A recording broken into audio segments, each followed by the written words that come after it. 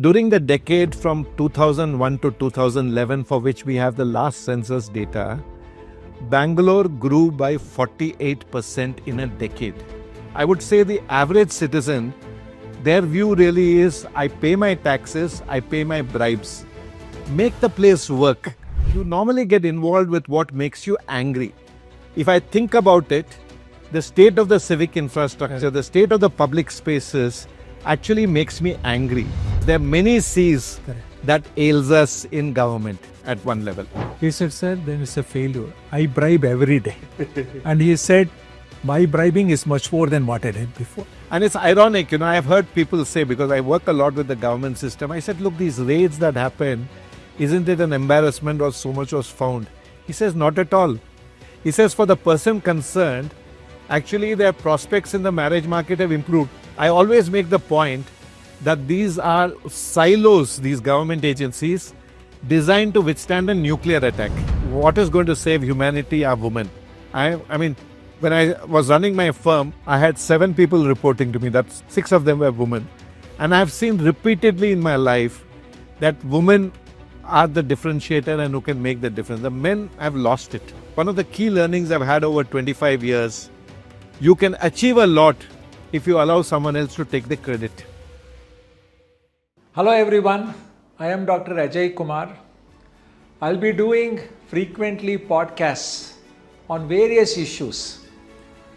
It may involve healthcare in the country, how to bring about, bridge the gap in the healthcare in this country, how do we provide the right healthcare for individuals. It may be about education, bringing parity in education and also disparity in wealth. How do we bridge the gap? And in this discussion, we'll take up issues regarding urban, rural issues, women issues, and we'll also bring in experts who have spent their life in this to discuss these issues with me on a discussion basis. Doing this, it is very important you all actively participate in this, give your opinion also, so hopefully we can make a change in the way things are running for the better. This is a journey. I'm asking you all to be part of it. Thank you. Hello everyone. I'm very happy to have today Mr. Ravichandar, who is a well-known person. One can say actually who doesn't know him in Bangalore. Whenever it comes to Bangalore city, urban, public-private partnership, the Bangalore International Center, his name is associated with for his tremendous work he has done for the last several decades, actually 25 years or more. So it's indeed a pleasure to have you, Mr. Ravichandar, and I would like to first of all start by asking, what is your passion? Now you are involved in this so much. What is your passion and where do you see your passion leading to you? And later on, maybe we can discuss some of the details of this passion you have. Thank you. First, thank you, Doctor, for having me on this podcast. So it's a great honor to be here. So to this question of passion, actually, initially it was a case of serendipity. I mean, I used to run my own services business till 2000. In 2000, I had a chance to work with Nandan under the Bangalore Agenda Task Force when S.M. Krishna was the Chief Minister. Yes. And I got hooked. So in a sense, I discovered what I want to do through my involvement 25 years ago in the Bangalore Agenda Task Force. I was involved in the self-assessment scheme of property tax and a whole lot of initiatives. And though I used to consult in the private sector for businesses to grow their businesses, moving a millimeter in the public space, the government public space, gave me far more joy than anything I had done as a consultant for the private sector. And that is when I realized that I seem to have found something that appeals to me. So it was more chance at one level. Maybe if BATF had not happened, I would have just continued doing my business or whatever. But having found that and being in a fortunate position where I was able to pursue my work in the civic space and subsequently in the public spaces without caring for, we had financial stability. So that allowed me to experiment. So I've been very fortunate and privileged to be able to work in the space that I have done, which is to work with government in fixing hard infrastructure very unsuccessfully, I must say, or governance issues, or creating public spaces through private effort, but they are truly public spaces as really. So in a sense, if you today ask me what's the thing that really gets me out of bed, the ability to create more and more public spaces. Our public spaces are shrinking as the city is getting over concretized. Places for community to gather, places for arts and culture, they're all reducing. And today that is my passion. I just want to close with one point out here. You know, the question you asked is the question that is always asked. What is the passion? What drives you? What I have discovered over my 25 years, and especially getting involved in these things, it is you normally get involved with what makes you angry. If I think about it, the state of the civic infrastructure, the state of the public spaces actually makes me angry. And that is the reason I think I am involved. While passion is necessary, that this is something that is fulfilling and you feel good about it, but I think to sustain it for a long period of time, you need to be angry about the state of affairs and say, I will do something about it. So that my only thing really is, anger sometimes is not a bad emotion if it gets you to do something good. Doctor. No, very well articulated. In fact, we have a lot of similarities. Being in healthcare, when I was in US, I always saw what was the differences in cancer care between India and the US. But what made me, I don't know, is anger or it made me compulsory, I call it internal compulsion, to come back to India was the great difference I saw in the care. And in India, we were still saying when a unit like cobalt was phased out because of the harmful effect it was doing in cancer patients, India was still celebrating cobalt, saying we are a poor country. Right. My view was whether it's a poor or a rich, cancer doesn't know. It only knows one thing, how to dominate over you. Correct. We have to do. So that is what compelled me to come and take up this. At that point, in fact, like you said very well, financial stability, I didn't know what is revenue, what is margin, anything. My only goal was, can I bridge the gap in cancer care? And it is a journey like what you have done. But coming back to, and here now I'd like to just say, what you have achieved in the space, your chosen space in cancer care is amazing. I mean, in terms of, and you have found low cost options. I mean, I do not know the finer details, but from what I know, and you have created this chain, accessible healthcare, and you have also reinvested in rural India and through your Antadwani efforts. So all in all, Doctor, more power to your elbow, and we need more people like you. And I just hope that with this current trend of people leaving the states, more people are goaded into coming here and serving our society. No, absolutely, and that's a point about we will also discuss. But I think we are in the same boat with a lot of these things. Your passion, giving up the industry to really go on to this, how many people would do that? And I think it is a phenomenal model role, what others should really think of. And that is something I believe, we may be lacking. When I was born in Bangalore, grew up, Bangalore was known as Garden City. And of course, people have come from there. At that time, the population was not even 1.5 million. Today, we are talking about 14 million. That's right. And what is your view, how we have grown, urbanization, we talk about environment issues, environment, the pollution is related to health. All of these are somewhat related, even affordability is related. How can Bangalore be a model with a lot of efforts? Do you see any hope? People talk about traffic, congestion. People talk about, I love Bangalore weather, but I just don't like the traffic.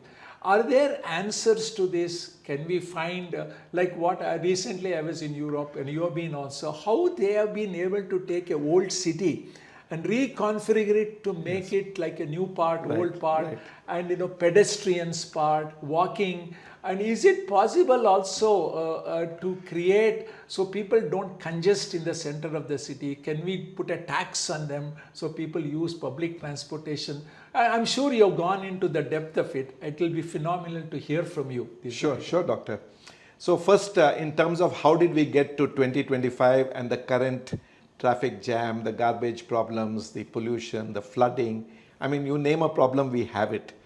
The interesting thing is we also have people who have thought about how to fix it. It's just that we are having a challenge in getting many of those ideas accepted on the ground.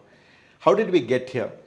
So if I roll back, during the decade from 2001 to 2011, for which we have the last census data, Bangalore grew by 48% in a decade. Wow. Okay. Now 48% in a decade for Bangalore's size, which at the start of that particular thing was about 6 million odd, is one of the highest growth rates in the, not the highest growth rate for a city of that size anywhere in the world. Wow. That is what we experienced during 2001 to 2011. This is statistical fact. Yes. Now, this kind of growth would have tested the best of government systems, the best of political leadership, the best of bureaucracy, the best of technocrats. This kind of growth would have been a challenge, even in a system where we have a good governance system. We do not have a proper governance system. We lack leadership, political, bureaucratic of the kind that was required. So this was a tsunami waiting to happen, and consequently, we have been overtaken by events on the which we are no longer in control of, and we have become this over-concretized city. As IISC has put out a report, almost 88-89%. No, you talk about governance. Can we touch on that a little bit? Because when we talk to normal public, like the other day I was talking to a contractor who had built a property. We were trying to negotiate the building. I said, look, we can't bribe, we can't do blah, blah, blah. I told him 10 points under which we can't work. He said, sir, then it's a failure. I bribe every day.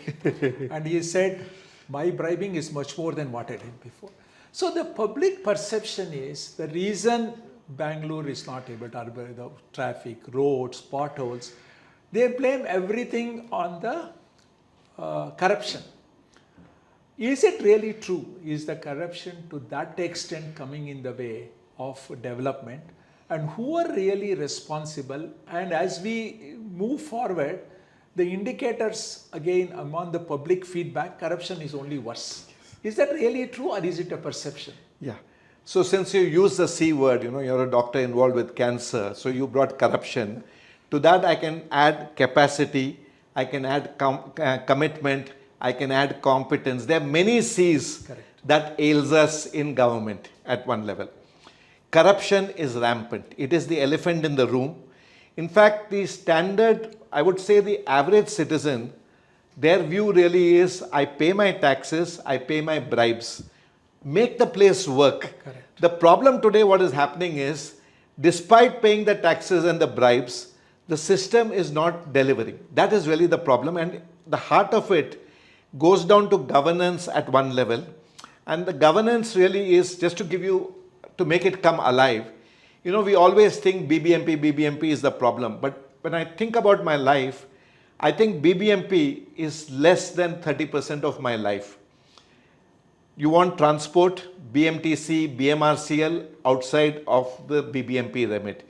You want water supply and sewerage, BWSSB, yes, outside the BBMP remit. Police, traffic, law and order, outside the BBMP remit. I could go on. Most subjects that you touch are actually outside the BBMP, and these are what are called parastatals or independent government agencies. I always make the point that these are silos, these government agencies, designed to withstand a nuclear attack. And we as citizens, we want outcomes, and anyone will tell you to get outcomes, you have to be able to thread a needle through multiple departments. You'd see road cutting mess, various things. Many departments have to work in sync to make this happen. So we do not have a governance structure where you can knock the heads of the various people. Now there's a Greater Bangalore Governance Bill with which I'm associated with. Only 20% of what we wrote has got accepted in principle, but I still think that 20% is better because we're at least trying to get a convergence of these agencies. To go back to your point on corruption, corruption is endemic. And unfortunately, the system is set up to fail because if your government posting is based on giving a bribe. Correct. The system is failing at the start. So the way it works is, I might give you, let's say 10 lakhs or 20 lakhs to get one constable job. I don't even know the rate card, but it exists. Now the moment I have paid you, when I take money, the way I rationalize it is, I'm not doing anything wrong. Correct. I gave the system money and I'm just recovering it. So I am actually rationalizing it, saying I'm not doing anything wrong. I have collected my 20 lakhs. I have not got caught. And suddenly everybody has got used to more money coming in. Then it continues. This is exactly the point. I had a anti-corruption meeting a few years ago.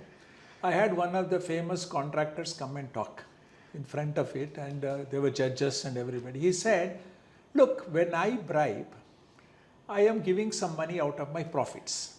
So when you say build a fantastic road, I cannot build a fantastic road because I have to recover my bribe. Exactly. In order to recover my bribe, the road is going to be inferior. You quality. got the answer. You have mentioned the answer. That is the problem. Yes.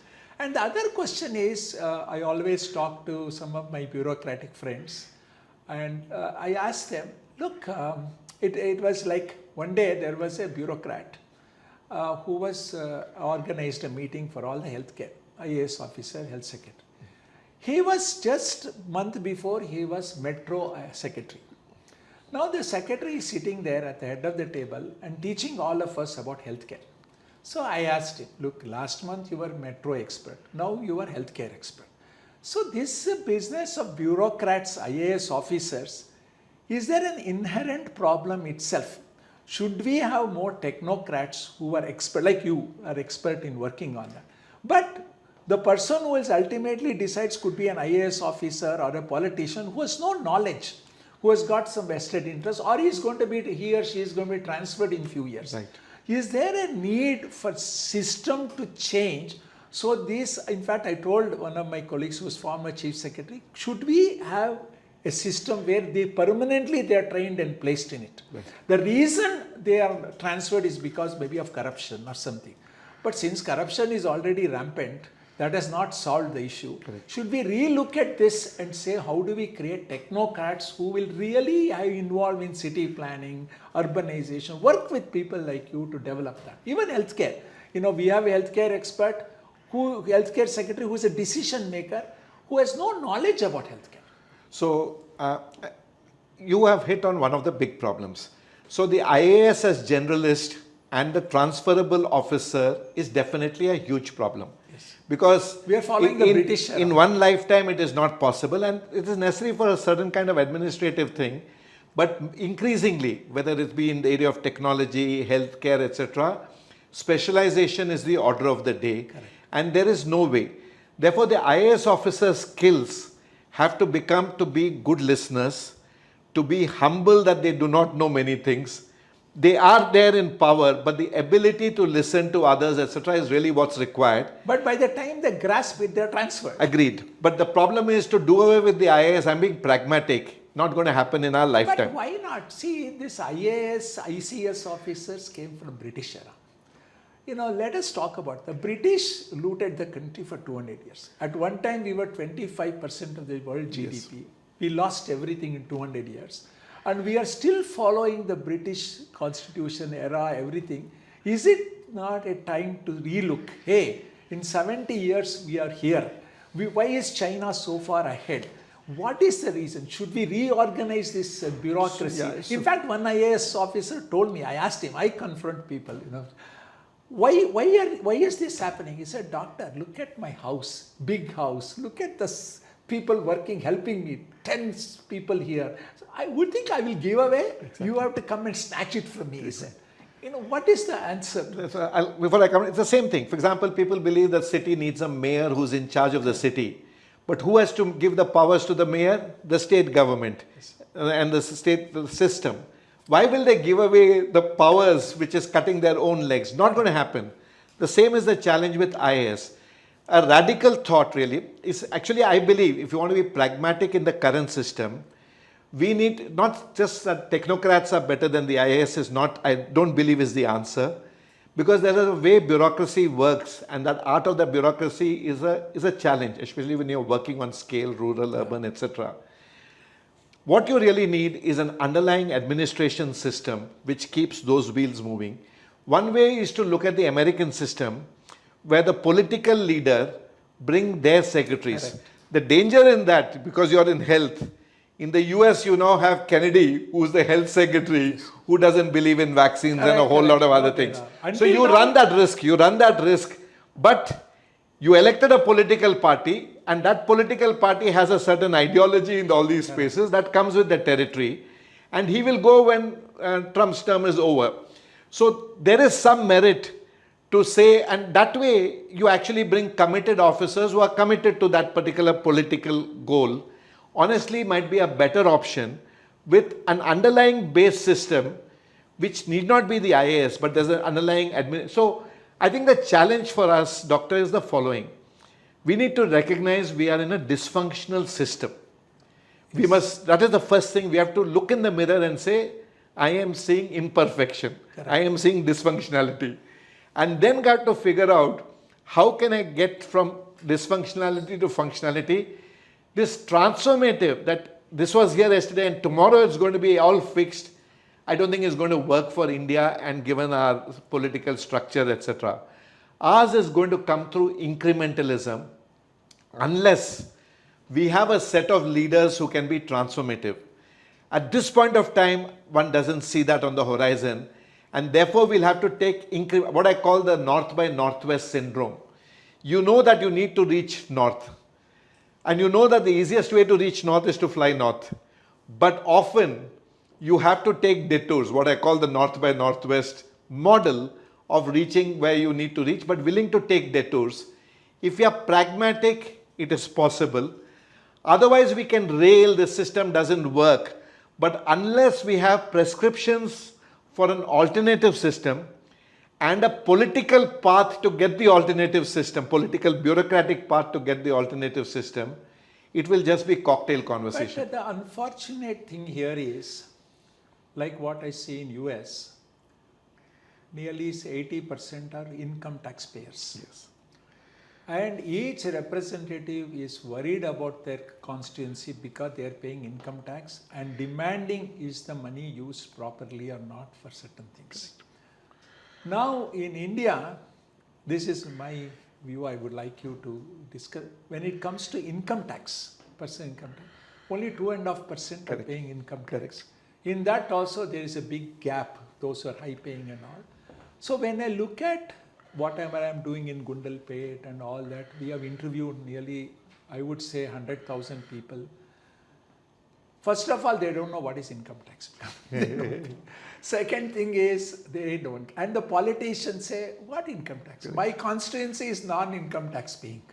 So why should I cater to you all? They say, you are paying tax, but I will do the money where I want. If I want to create freebie for bus, if I want to give 3,000 rupees, I'll take your money and give, but you don't have any right, man. Right. See, they are absolutely clear because we are not their vote bank.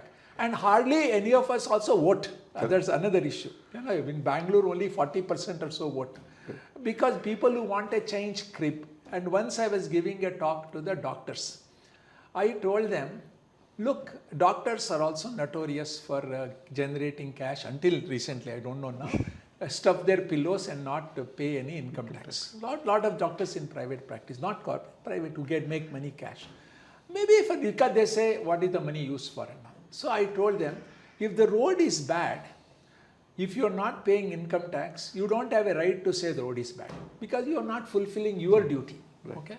So, and then there is a controversy, things like Henry David Thoreau, once he was not paying tax in Boston area. The local sheriff said, hey, Henry, you're not paying tax. He said, no, because of slavery, Mexican, unusual things the government is doing, we don't agree. Why should my tax money? I will not pay. Then he said, I have no choice. I have to put you in jail. He said, you have a choice. He said, what is my choice? You can resign your job. So my question is there enough people understanding this, willing to revolt on this? Or are we going to put up with this and say, you use my tax money wherever I want? And also, there are people who can pay tax, rich farmers, rich things. They are not in the tax ambit. And if we collect more tax, maybe we can use it for rural development and all. That vision is lacking. Yes. Even Bangalore Development BBMP says, I've not got enough money. So what is your thought on this? So my thought, I mean, the point you make about income tax is valid, but to my mind, it's a little more complicated at the end of the day. One is the government, of course, is increasingly relying on indirect taxes, Correct. GST, which is so unfair to the poor. Correct. Because it's an unfair levy, because they all pay the same GST. Correct. And, and at the same time, somebody like Mr. Chidambaram in Parliament once famously said, lawyers don't provide a service and therefore they are not liable to pay GST. So that's the state of affairs. So the indirect taxes is something which is unfair. Economists will tell you that the most fairest of taxes are taxes that are buoyant, income linked, etc., which brings us to income tax. The problem today is, do we have the political courage to bring more people under the tax net? To some extent, through formalization of the economy, which is one of the initiatives of this government, which I fully approve, there's been an increasing effort to bring more people into the net through Jandan and various other things. But that more people coming into the net is landing up more for the indirect taxes. It's not so much yet coming into the direct taxes. Formalization of the economy is the way to go. The more you formalize the economy, the better we are going to get into this whole thing. And they're trying various ways of PAN number required for this, PAN number required for that. The tax exemptions, now whether it be political people or whether it be farmers and all, will require political courage to say, because you mentioned rich farmers. At one level there is no tax, at another level there's fertilizer subsidy. Yes. I mean, on both sides you're gaining. On this side you're gaining. So, I know betel nut farmers in areas of Malnad. I know them personally. Their tax-free income is 8 to 10 crores a year. yes. Tax-free income. And then you find city dwellers declaring themselves as farmers, which is again a fudge. And some of us pay 40% tax. And the only people who are finally getting hit, who are employees of firms, who are in that small tax net. So it is highly iniquitous. It needs to be rectified. Formalization is a way to go. But to get to a larger direct tax base, it will require increasingly more political capital to be expended in that area. The second thing is, I'm a believer that overall lower tax rates encourages more people to come into it, so that you get away from the higher tax regime. And I would go to a third idea, and these are for the richer people. Just like you have an idea of CSR and 2% of CSR, Correct. why don't we have a concept of ISR, individual social responsibility? Absolutely. And if I, as a well-to-do individual from my personal wealth, are clearly with the same guidelines that you have for CSR and monitoring, are able to show that I'm using this to develop something which is entitled to an ISR relief, give a tax break for that. I think it is a fantastic idea which we have all discussed in Antardhwani. It's amazing to hear from you this idea. Because I feel like people come from different walks of life. They have a passion for certain things. And they don't know where this money will go in the big pot. So if they are allowed, like for example, what I have proposed is, if you take 100 villages, I'll say I'll create, or 10, I want, whether you come from there or connection, or I will develop this as part of my CSR, create model. It could be named under them. Right. It could be named under whatever the person's name is. And he will be proud that I have left a legacy of doing this, and he will spend. I think that is what and I'm basically going, I don't have a corporate entity. Yes. So I as the individual have personal wealth which I'm ready to spend on this. So that's why I've been advocating ISR for about 10-15 years. This is an idea we should take it forward and see how we can populate this through meeting the necessary revenue people and all that. This will make a phenomenal change. Exactly. See, I call it a capitalization. There in India, there are 684 rural areas. There are Bangalore, of course, and other things, but rural. How do we bring parity with that? Because if you look at rural schools, and I run a rural school, people come to 8th standard, unfortunately, even though the government has done a lot of things, they will not know what is 8 times 8. Correct. And I know. So how do we bring rural children on par? You have to improve their economic condition. I think one of the things we have learned in our Gundalpet with 150 villages, people love to have good healthcare and education. For them, that is important. But that opportunity is not provided. For example, a rural, I've interviewed a lot of children with BCom degrees, MCom. They are from rural. I asked them, why are you unemployed? By some statistics, unemployment in rural is 40-50%.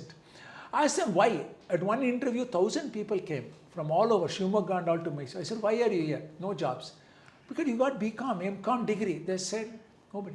And they are competing with city kids. I know. Who It's got not their a level MCom. playing They field. are not a level playing field. So how do we bring about this? Because intelligence is there. Extraordinary students come out. Even the rural kids come. But average, above average, they cannot. So I think, how do we capitalize rural? So migration to urban areas stops. How do we create, like one time there was a concept of purams. Correct. How do we create this infrastructure, roads and all? That is something, based on what you said, creating this individual Social responsibility. welfare should be done.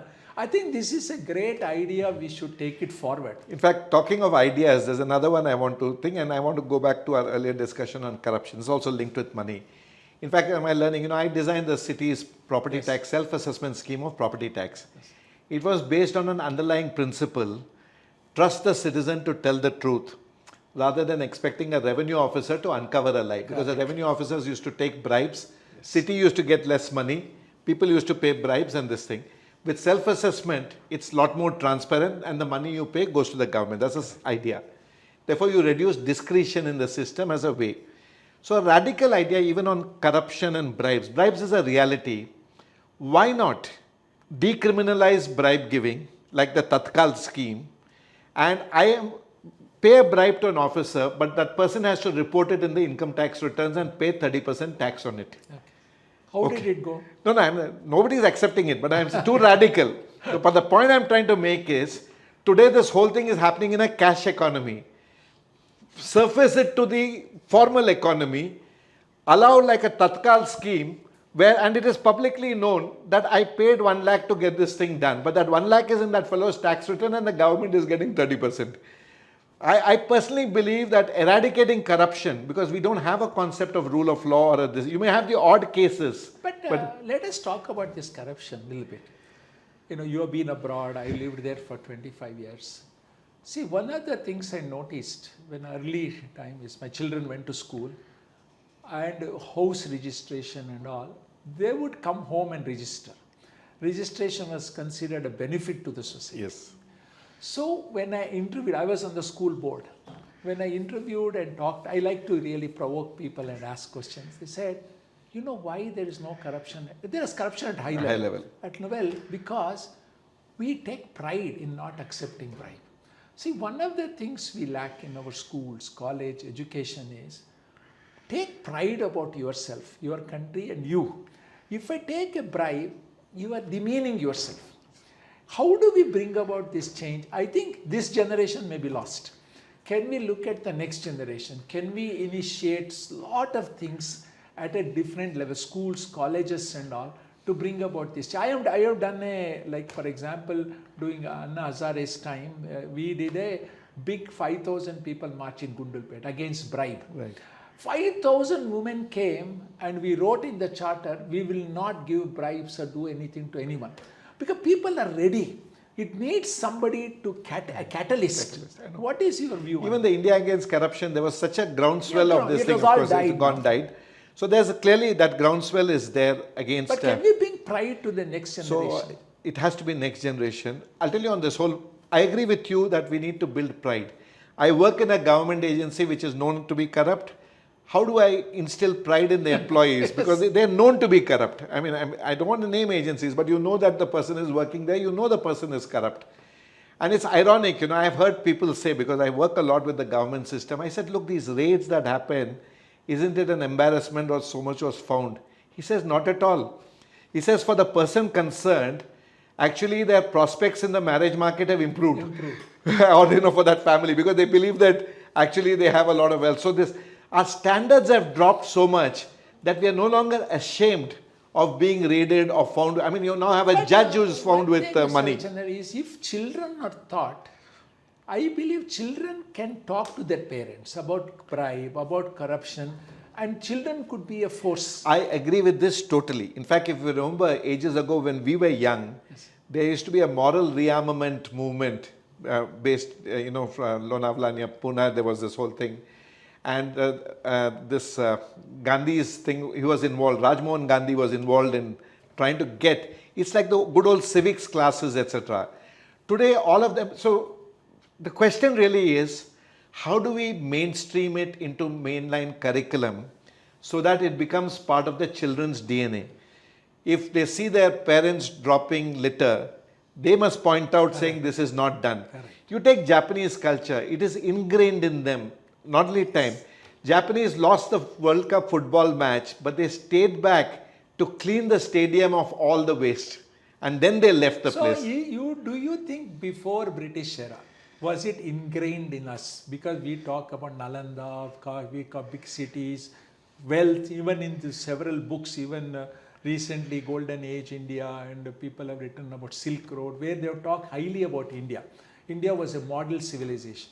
Do you think the 200 years of rule made us feel so inferior? We lost that thing. I wouldn't agree with that. It's not because the British also brought in a certain set of, actually the British were quite, forget about the fact that they looted the country.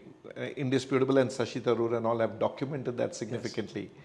But in certain values, British values of right and wrong, a rule-based thing, were pretty good.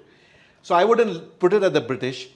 We are now so fond of ancient that we were so good.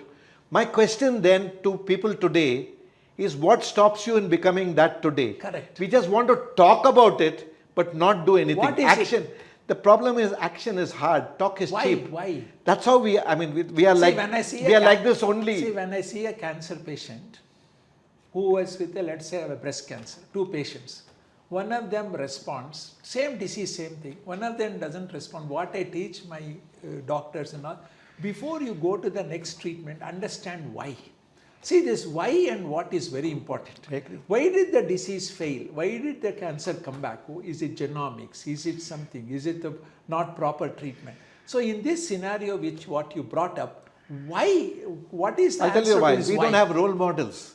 See, if you take the independence generation, for example, the kind of role models that was there, which caused a certain movement and a certain thing, doesn't exist today.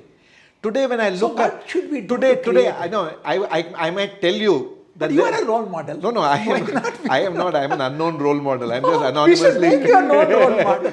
So the point, doctor, I can talk to you and tell you Chitragupta will be waiting for you at the end of the day, whether he'll take the green pen or the red pen. I can tell you that. Yes. But then you will reply back saying, but when I look around me, all the bad fellows are prospering. So I'm not even sure there's a Chitragupta. I am visiting the Swargalok and saying, why is the Duryodhana all in flowers where my brothers are suffering?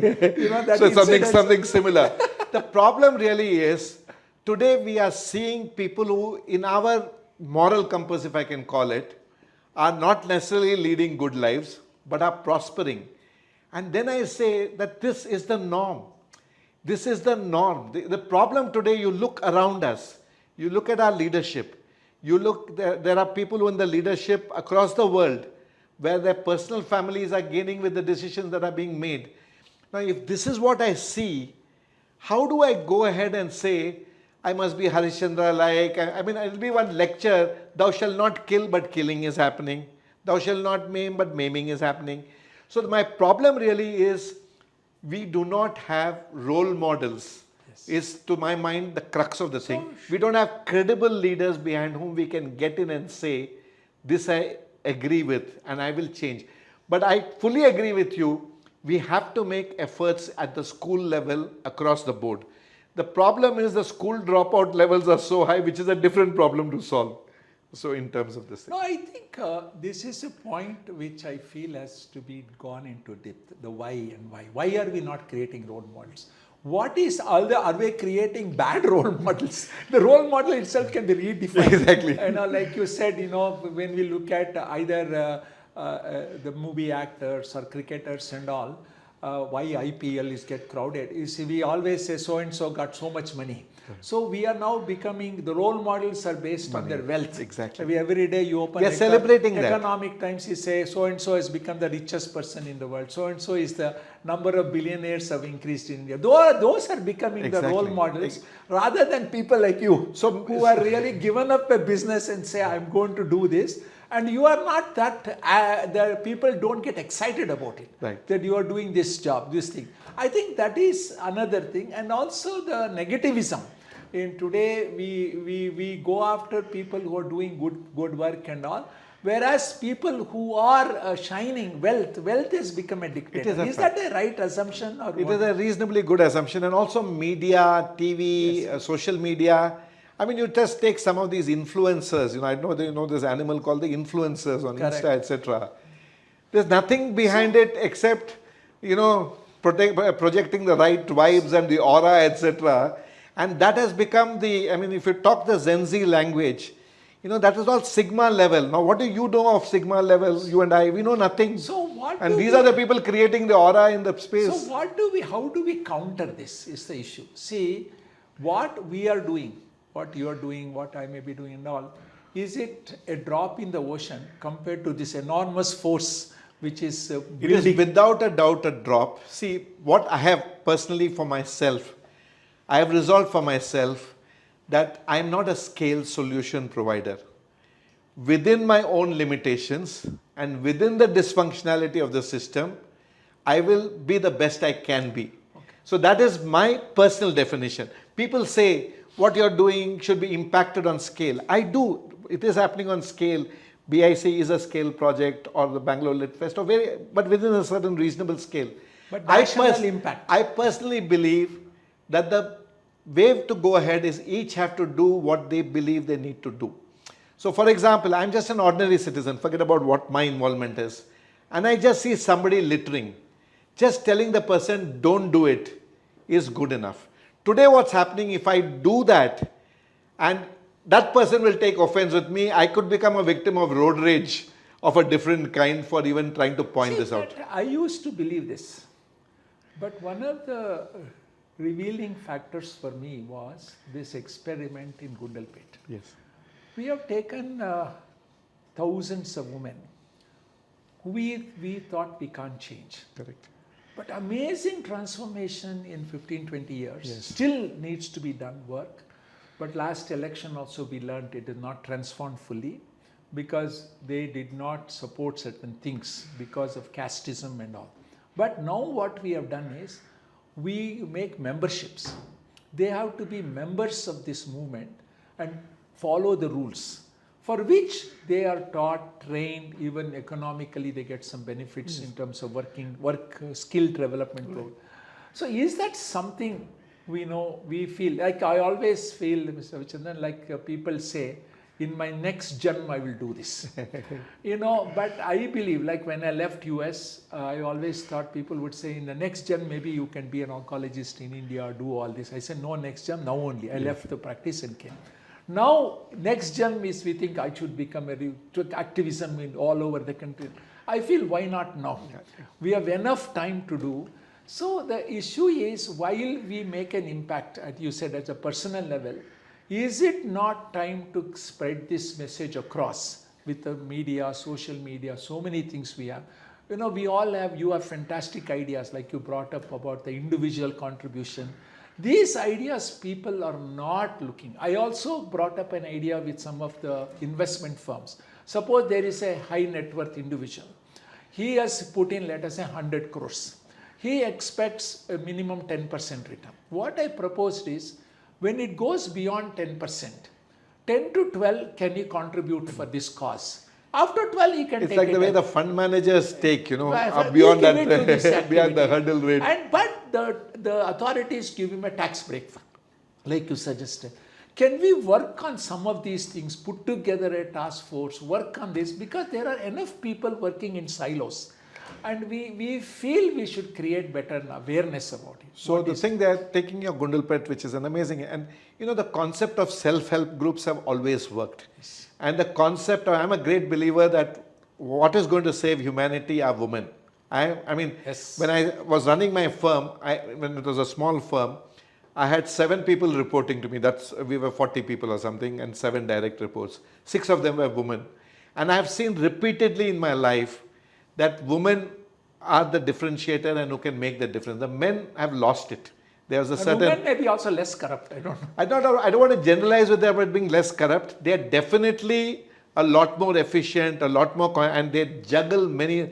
I mean, I wouldn't be what I am. I wouldn't be half the person, but for my wife, I mean, and her support and her financial support and everything else, which allows me to do the thing. So I totally agree. I think a lot of the values we have, like I have, is because my mother. My father, my amazing, but mother taught us how to treat other human beings. And you would talk about Karna's character, loyalty, this. We learned a lot on how to address even people who are doing other work. We never talk to them in singular language.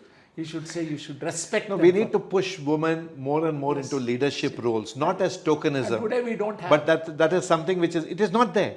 Today, even if you look at boards, 1 out of 8 or 10 board members will be a woman. It's more tokenism.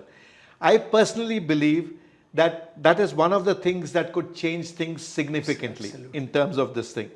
And coming back to the scaling up. Now, for example, what you have done in Gundalpet, I'm sure you're doing it. You have national plans.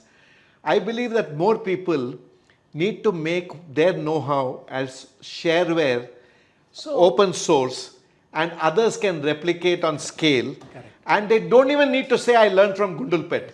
You see, the key thing here, what I've learned, one of the key learnings I've had over 25 years, you can achieve a lot if you allow someone else to take the credit. Correct. Absolutely. The moment you start saying you're the person who did They're it, back most people say, I am not here for this fellow's greater glory. But if you allow them to take the credit. See, that is why in Gundalpet, the leaders, they only conduct meetings. There are a lot of people ask, no, I want to ask your opinion on one thing. This Gundalpet model, now we are building a corporate style building, training center and all, using technology to broadcast. Do you think using models like this in a group of villagers, we can now with technology use it to our advantage to pass this message, have multiple training centers across India, create that? Is that something? Without a doubt. I would actually go for 100 like-minded, high net worth individuals stroke foundations, stroke CSR, and give them in a box the Gundalpet experiment learnings end to end. Exactly. Yes, it is ring fenced in a certain geography. Clearly what Gundalpet today and the thing today is very drastically different from the day you entered. When we entered, the average median income was 3,000 rupees. Today, they're 25,000. Yes, so the livelihood story is there. And they come in beautiful saris, wearing, it is a transform. I know that. And by the way, I am not from Gundalpet. I am from Bangalore. Nothing to do with this area you chose. Chose. Similarly, I have a batchmate of mine, Ved Arya.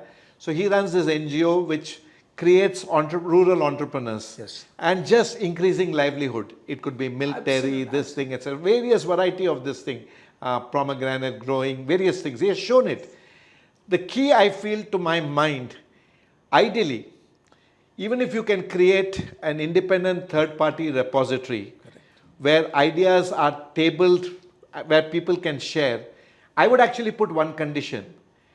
Anybody who brings ideas here and brings the experiment and the data and consequently a construct needs to do it anonymously. Correct. Which means the moment you say, I am bringing this idea, it cannot come on this platform. But they may like to be honored. This is the problem. Then ego comes in, doctor. You have to be able to work sans ego. That's the last barrier to be broken.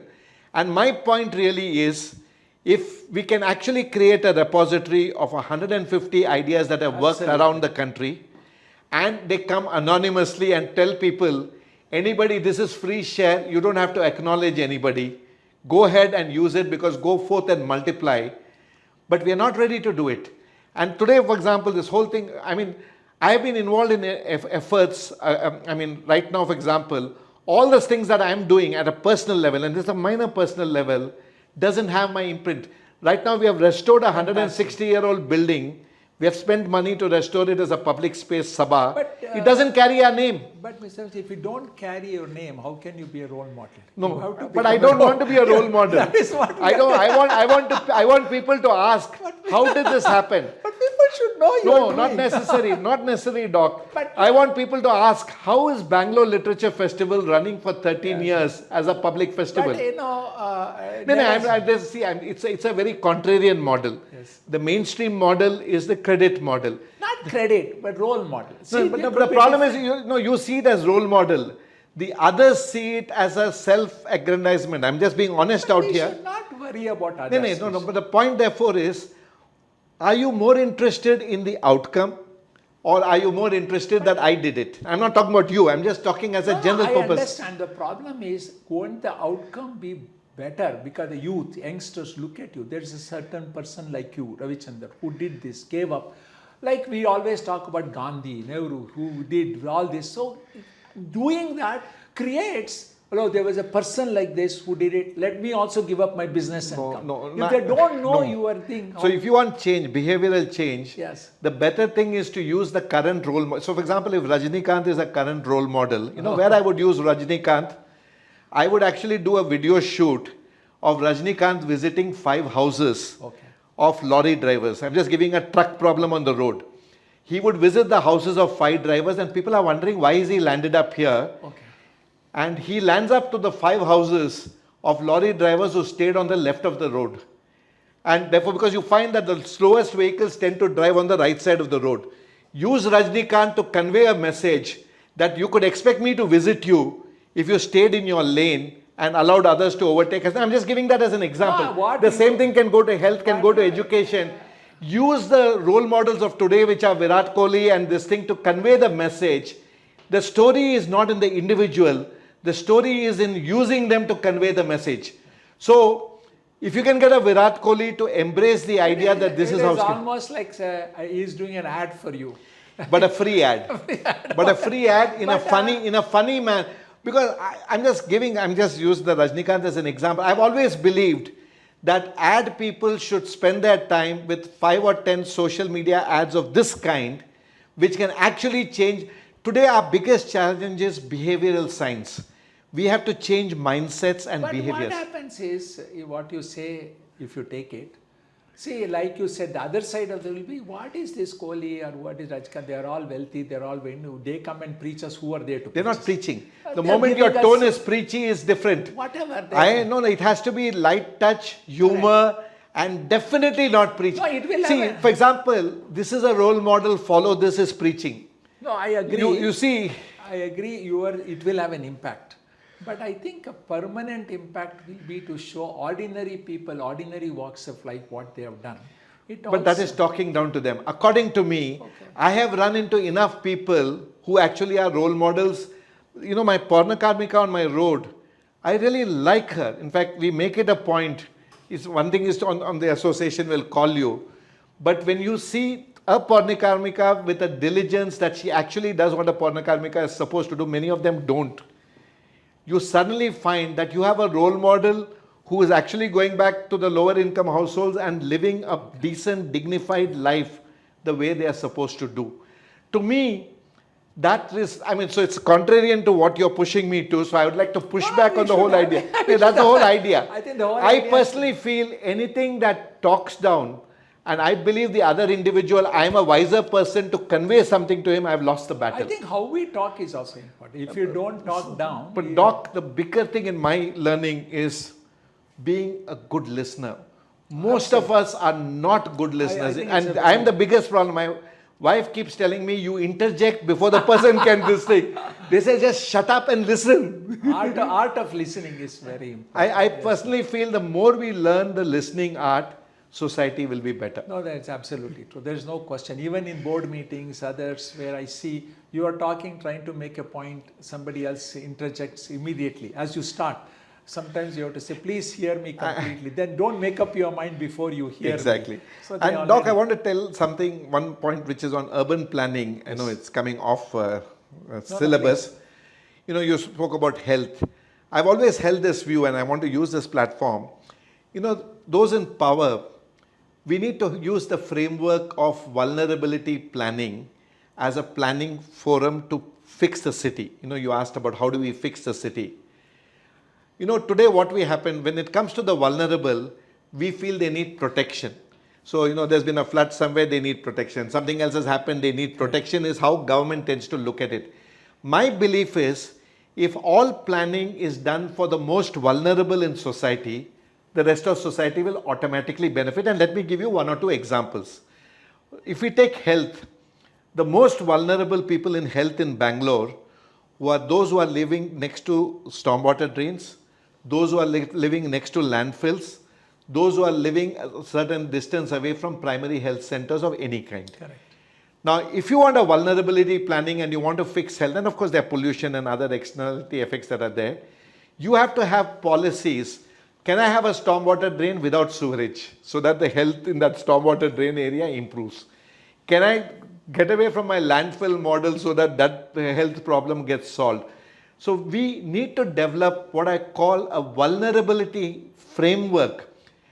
On the streets, the most vulnerable person is the pedestrian, because they are the ones who die. So our Tender Shore project, I was part of making Tender Shore happen. The roads that you see with footpaths was a project of 2005, which I championed, and what you see there is a product of that evangelizing. Went to the Chief Secretary and said, the most vulnerable person is the pedestrian, and while motorists require road length, pedestrians require footpath. Correct. And that is how when you see Residency roads, Vittal Malya road, St. Mark's road, they all started to prove that idea. And those were supposed to be exemplars. The reason they were done in the city center is people will look at it and say, "Ee tara road nange beku." I mean, we want this kind of a road. That's really this thing that happens. No, it's a phenomenal transformation. I know the Akshay Street, MG Road and all. And not only that, and the extension of that logic, if you leave the way to the airport near ST Mall, etc., within the city, I believe pedestrians must cross at grade. When you say pedestrian is the most important, make the vehicular traffic stop and allow the pedestrian to cross. Only then you are. So when there's a conflict between a pedestrian requirement and a motorist requirement, you rule in favor of the pedestrian.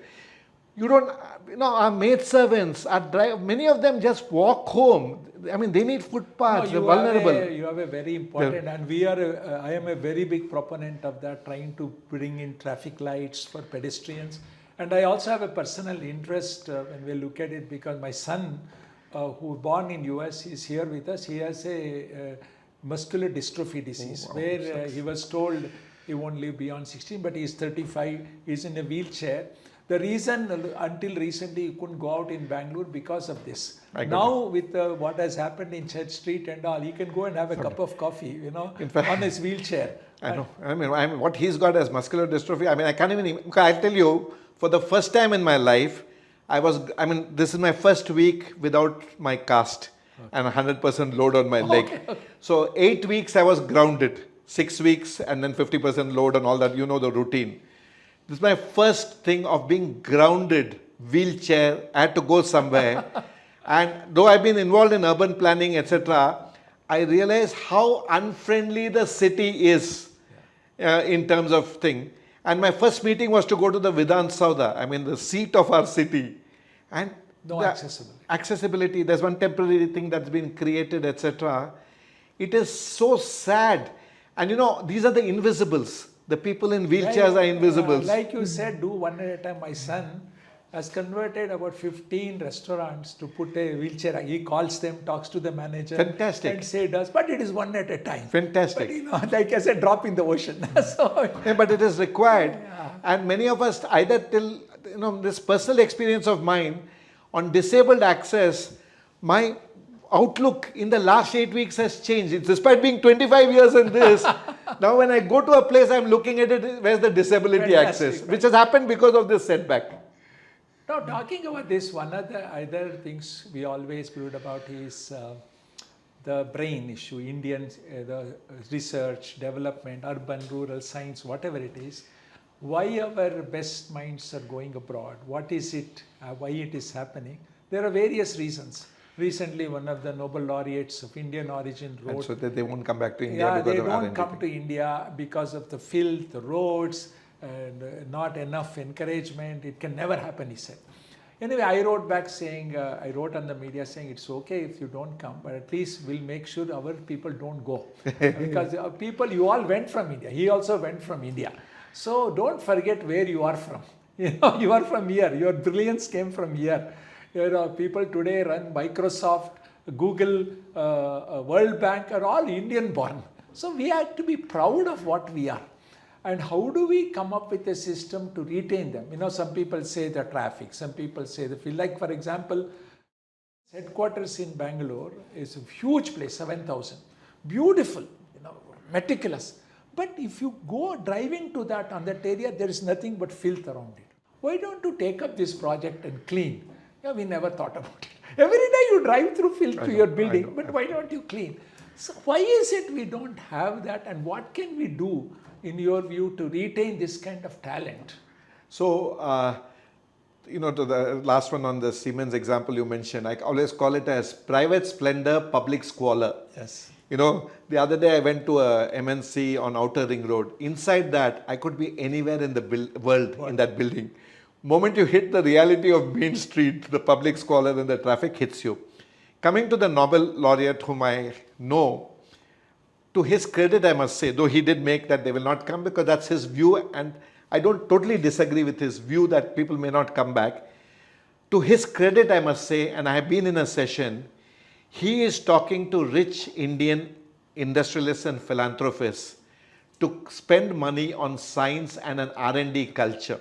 So I want to give him that credit that in his time, whenever he comes to India, he is trying to rally the Indian money for Indian science and R&D, saying not enough is going there. So I just want to state that point about him. I'm fond of him for one reason. When I spoke to him, he told me, I was the same chemistry prof the day before the Nobel laureate, and I was the same the day after, and nothing is very humble, etc. Coming back, this thou shall not, it's finally market forces are operating. Currently, one thing is happening globally, particularly US driven, that they're driving people out and being unwelcome to people of talent. So either way, part of the problem is getting solved by other countries' approaches that this is happening. The question for us to ask is, we should not be saying, just feel proud to be an Indian and stay on and serve in India. We have to make it worthwhile to serve in India, and therefore the benefit. So I really think it takes two hands to clap. I think you have to provide the ecosystem. The ecosystem. And we are on the verge of it. For example, when I went abroad, research was not there. The technology, we went for that reason. But now, all the technology, I can tell you, in medical field, research, everything is there. I think some effort has to be made. Now, recently, fortunately, government also said they will fund for research in private also. Yes. Some 1 lakh crores. Yeah. So if that comes without corruption, I think definitely it will benefit. So I tell you, that's the way to go. For example, the Commerce Minister got very angry. We are building apps, AI and all is happening. What are you guys doing? Where is the Microsoft and Google out of India? The question to ask government is, where have you created the ecosystem to create those kind of platforms? Now, for example, you take cancer where you know the area very well and similar areas. Innovation thrives when there are constraints. And there is no other country with as many constraints as India is. It's one of the reasons that we are the low-cost capital of the world in healthcare. Correct. You want innovation in healthcare, it is not going to come from European countries. It is going in fact, when Harvard Business School did study on us 5 years in a row, they were amazed that we can get the same outcome for breast cancer, they calculated, equal to best of centers in the world at 1/8 the cost. Exactly. Or you look at the biosimilars that are happening out of here. You look at our thing in generic drugs. We have... And a problem with that is we are becoming copycats. We are not researchers. We have tremendous opportunity come with new drugs. Recently, there has been some movement in developing our own drugs, which is very important. I think the costs have come down because of AI, technology and all. So future looks very bright. No, but the mindset has to change. Here again, a behavioral science is required. For example, you take IT. Somebody famously said, I think it was Dr. CNR saying we are IT coolies and we're not doing this thing, etc. I also said that. You also said that. Okay. This is again a mindset. We are a great services mindset company. We are not a product mindset of our own. We will work to develop great products for overseas. Even let's take urban planning. As we speak, Bangalore has at least 1,000 people solving traffic problems across the world on the IT as a service thing. Correct, correct. And Bangalore's traffic problem is sitting You unsolved. bring up a very important point. Like I always said, having been in US, initially America brought, unfortunately, slaves to do their cotton. America became wealthy through cotton growing. Otherwise, it wouldn't be. Then they brought Chinese to do roll building at low cost. Then they brought like IT, coolies to do their IT. But and no research. And when we ask them why is the research, and some of this IT, like you said very well, they're not contributing to India. They're beginning to, but not. Right. When you ask their quarter to quarter numbers, where am I going to show numbers? So this is the fallacy of the system where we have to internalize and do. For example, in our own HCG, just to say, I totally discourage people from coming from abroad, giving us lectures. Like you said, giving you the GAN. We don't want GAN. We say we are competent enough. We'll do. People have come from MD, other areas. Why? Let me take the long road. Because then we learn. See, in our tumor board, Mr. Ravichandar, people say, why didn't you do this? He says there is no evidence. Man, can't you create evidence? Evidence is a moving target. Today, what is evidence changes tomorrow. You want somebody in the West to change. That inherent thought process is gone. Right. That research is gone. It is shocking. Right. To be honest, it is shocking. I think we are doing in the medical field whatever we can, but it is a daunting task. If you ask me what I have in Bangalore, Center of Excellence, do I have it in, for example, other centers? We have 27 centers. I know. No, I don't have the same quality because it's not possible. Even though recently they're changing, because the mindset, the training, see, we have to attack the training, medical school training, this training. How do we bring research into even in government, I work a lot with government. Government has zero evidence-based decision making in their DNA. It's not there. Today, for example, one of my very important person, our CEO asked me over breakfast, how many trials are going on in India? I hear 100 trials. Why are we not doing? Recently there has been some controversy. All of this we talked about. I said, look, in India, I showed him an evidence from an authority who had written a mail. The only 25 oncology trials in India out of 60, nothing more than that. Because India is not conducive. By the time somebody wants to trial, approves, DCGI approves, the trial is already getting over. He was shocked. I said, this is the data. So we are all become data. I know. Please, perception is different from data. So we have to do this, we have to mine the data, you are absolutely right. Even poverty index, even education, like you said, government's decision has to be based on data. Unfortunately, I don't think that is happening. There is everybody, there is know-it-all. I mean, whether it's the bureaucracy or the political leadership. Metro bureaucrat is healthcare bureaucrat tomorrow, he knows. It is an outstanding example to me. They become experts in the field. And our expert doctors are listening to it and say, yes, sir, yes, sir. I said, I called them aside and said, what is this, man? So we have to rethink. So coming to the part, you have given a lot of really insights, your phenomenal insight into what we also believe is how do we contribute CSR in different forms? How do we take up children to develop this? So what is your final thought process and all this as you move forward? I believe we should become very active. Activism is important and also not really fight the system, but take on issues and issue-based take it up and fight. I don't personalize. We believe we should not personalize any political individual or bureaucrat. Go after the issue and say, I disagree with you. And debates, this thing, and creating a movement among the people who believe in it. So what is your view? I would actually provide the answer in two tracks. It's my belief activism is very important. People investing time in creating mass movements, getting people around a particular theme. Activists who hold the system, their feet to the fire, take them to court. I believe it's a very, very important part, what is colloquially called civil society and civil society activism. A lot of my friends are activists. I am not an activist. To my mind, it is extremely important. My learning of 25 years coming down a pragmatic route, how can I in a dysfunctional system get some good outcomes, etc. Mine is more in the area of what I would call collaboration.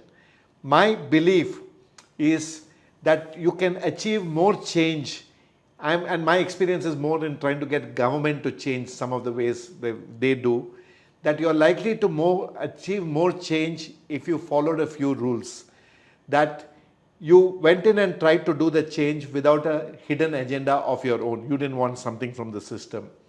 You can achieve change in the system if you are non-threatening to the system or to the people concerned. You can get the change done if you're not seeking the credit that you are the author of the change. And therefore, my belief is there are skills in the private sector which are required in the government sector. There are challenges in the government sector which only government people understand how to do in that system to be able to deliver. And therefore, we need to find collaborative partnerships. This is different from PPP, public-private partnership, because public-private partnership, the private is there for business, the public is there to fix the place. Mine is public-private collaboration, where the willingness of the private is to get involved for a larger public good. It is not a good that benefits my business or my sector or my geographic area, but the benefit is to a larger society, and therefore it comes under the social responsibility, whether it's corporate or individual social responsibility. So that's my learning, that there is a space, and my belief is that if you want change on some reasonable scale, whether it's city level, rural level, whatever, etc., getting government, the 800-pound gorilla, to navigate the change that is required is a useful area working on. So a lot of my area has gone in trying to get government to change something through this model. But I've realized that the failure rates are very high. I'm a self-confessed patron saint of lost causes. I have lost more battles than I have won. I won 3 or 4 battles in 25 years. And I've lost 95, 100 battles I've lost over the last 25 years. That's with government. So the cycle times of change are very long and success rates are very low. So I have consciously for myself decided that while I will continue to do that, I will focus on what I call privately enabled public purpose spaces. So if you see my current efforts right now, whether it's the Bangalore Lit Fest, the Bangalore Habba, Sabha or Bangalore International Center, all of them are public purpose, public space creation, either as physical spaces or events, which is not dependent on government. In fact, I go to government and say, I don't want any money from you. Can you stay out of the way? Allow us to do what we can do. I may come to you for some permissions. Please give me the permissions. Basically getting government to be an enabler and allowing the private to do what the private can do well. But be an enabler. Don't be the 800-pound gorilla in the middle of that particular thing. What you have said resonates. Some of the people have said in the past, like again quoting Thoreau, he said government is the best which governs the least. And Emerson said Thoreau said government is the best which doesn't govern at all. At all. Emerson said, no, I will modify it a little bit. Government is the best which governs the least. Like that. I think you are absolutely right. Whether it is healthcare or others, government should become a monitoring agency. Make sure its ideas are put in. Correct. But again, it depends on who the government is. If our elected representatives have their own vested interests, like for example, a representative is coming initially in a bicycle. By the time he reaches the end of his term, he is driving a fancy car. Obviously he's not the right person. There are issues. So we have seen this all the time. Even in education, for example. And even government bodies like Niti Aayog and all, they don't have private advisors. They all go by government advice. The Indian healthcare, 78% private healthcare is what? But they don't want to have a single private healthcare advisor. There are a lot of issues which has to be addressed. But I believe based on when I came back, honestly, lot of my friends in major cancer institute in India, you can never do this. What is this 26 centers transforming oncology in India? It's impossible. Right. You just stick to one center. I took it And I feel somewhat successful having done No, this. you have been very successful. So I mean, this- you are that role model. Yeah, it has not only wrong, but it has taught me maybe a movement is possible. The added to this is the Gundalpet. When we are now generating 15,000 women who are willing to abide and say we will follow and willing to transform, it shows their people may be ready. As they become a little bit educated, we can give this kind of awareness and do. It may be a failure, but I feel a movement is needed to bring in right people. Even an institute, a think tank, what I'm planning on, we'll discuss later, is to create future politicians. Ethics, what transparency, how do we create ideology oriented? So can we create that, for example. All worthwhile measures, definitely worthwhile. It is an attempt. A failure will, like you said, you failed more, we will also fail. No, you learn more from failure than from success. So I think we should end this on a very positive note, saying that hearing your remarkable work and what you're doing is very commendable. I only want to see that more people come to know about your work and more people get involved, even college students, others, everybody get involved will make a difference. I hope we will continue this conversation in future and do a lot of things together as people have the same ideology, same DNA. And I once again thank you really for having come here and participated in this podcast. I think it will be very useful for people to learn. And sometime we will also do in Kannada and everything else. We make sure people across send it. And thank you again. I don't know, you have any final words, please? Thank you, Doctor. Clearly, we are a mutual admiration society. So I've always had amazing, respect for the kind of things that you have done. And to me, the doctor thing is one, but that you have extended to this whole Gundalpet experiment and then thinking of doing other things is even more commendable, because what you've achieved in the cancer space itself is enough for many lifetimes. To add the other dimensions is really extremely encouraging and more power to your elbow. Thank you, Doctor. Thanks a lot. Thank you.